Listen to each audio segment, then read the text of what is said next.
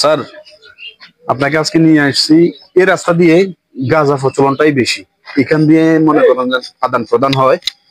এই রাস্তাটাই আমাদের তালিকায় নাম্বার 1 টপে আছে। এই রাস্তা দিয়ে গাঁজা অবৈধ যত মালামাল আছে সব এই রাস্তা দিয়ে পাচার হয়।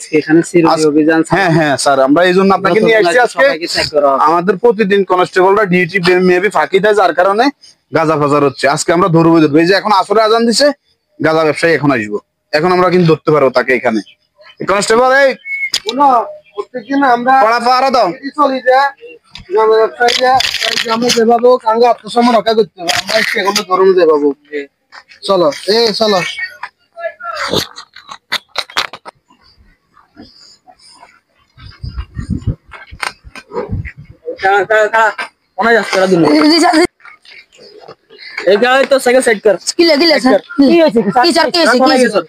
আমরা এখানে বল খেলতে গেছিলাম, ক্রিকেট বল খেলতে গেছিলাম। ও এখানে মাঠে মাঠে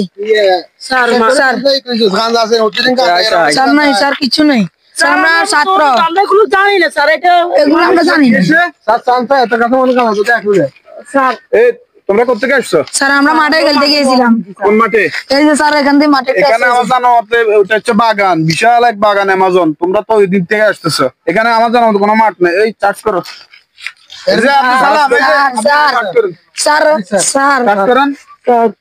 স্যার কিছু নাই স্যার। এগুলা কি? এটা কি? তেজপাতা রান্না করা? এরা প্রতিনিয়ত অপরাধ করে। এসপি স্যারের কাছে নিয়ে যাও।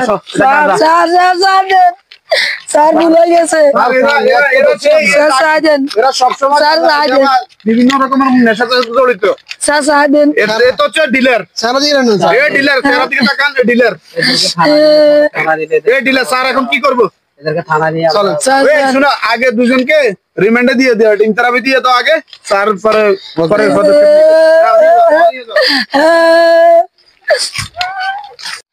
স্যার, গাঁজা তো হচ্ছে 1 কেজি। আমি জানি আপনি স্যার সৎ মানুষ, যে কোনো জায়গা থেকে অবৈধ মাল যা আসে 50% আপনি খাই ফেলান। আপনি সৎ মানুষ, সবাই দেন স্যার। আধা কেজি বিক্রি করে দিন স্যার। আধা কেজি দিয়ে সালাম দিয়ে দিন। আধা কেজি স্যার আপনার 10-12 হাজার টাকা হইল। কনস্টেবল এইগুলা জানবে না, আমি আপনাকে কিছু দিয়ে দেবো। আর স্যার যে বিকাশে দেবো না, আমার নাম্বার আছে। আধা কেজি আচ্ছা স্যারে তো কইছি 500 গ্রাম বেশি দিয়ে আমরা কিছু দিব। গাঁজা তো হচ্ছে 1 কেজি। টেনশন আইরি মাল দেখলাম, মাথা ঠিক থাকে না। তাহলে 100 গ্রাম রাখি দিই, মামলাতে লিখে দেবো 1 কেজি। আর 900 গ্রামের বেশি, তাহলে 500 গ্রাম আনলাম। যে 500 গ্রাম স্যাররা জানাইছি, এখন 200 গ্রামে কে স্যারও দিয়ে দিব। স্যারও এইটা তুমি দেখি, স্যারও ঘুষ করে আনিয়ে সে গিয়া তাইলে তো আরে লাভ হচ্ছে কি অভিযান দিই। আসলে এদের মতন অফিসারের কারণে আজকে আমাদের যুব সমাজ ধ্বংস। এই গাঁজা পাইছে, গাঁজা নিজে সেল করছে, এবং কি এই সেল যেটা করছে যা পাই, অর্ধেক গাঁজা বিক্রি করে দিচ্ছে, আর অর্ধেক মামলা দিচ্ছে। এনে অর্ধেক মামলা যেগুলো বিক্রি করছে, আবার আরো যুব সমাজ আসলে এগুলো খাইবো। তো এদের মতন অফিসারের কারণে আজকে আসলে কিছু অফিসার আছে ভালো, কিছু অফিসার আছে খারাপ। এদের মতো অফিসারের কারণে আজকে আমাদের যুব সমাজ ধ্বংস। আমরা চাই, আমরা আরো ভালো অফিসার চাই। আমরা দেশের আইন কানুন গুলো আসলে সত্যিকার অর্থে বাস্তবে পরিপূর্ণভাবে কোনো যেন দূষিত কিছু না থাকে। দেশের আইন যদি ঠিকমতো চলে, তাহলে রাষ্ট্র এবং কি দেশ সবকিছুই সুন্দরভাবে চলবে। কারণ এই দেশে যে এখন আমরা যে এই চিন্তা করছি, যে পুলিশ যদি মাদক বিক্রি করে, আসামিও ধরবে, মাদকও বিক্রি করবে, আবার ওই মাদক বিক্রি করে যুব সমাজ ধ্বংস করবে, তাহলে আমরা দেশে আইন পাইলাম কই? আমরা চাই যে দেশের আইন কানুন গুলা সঠিকভাবে পরিচালনা হোক।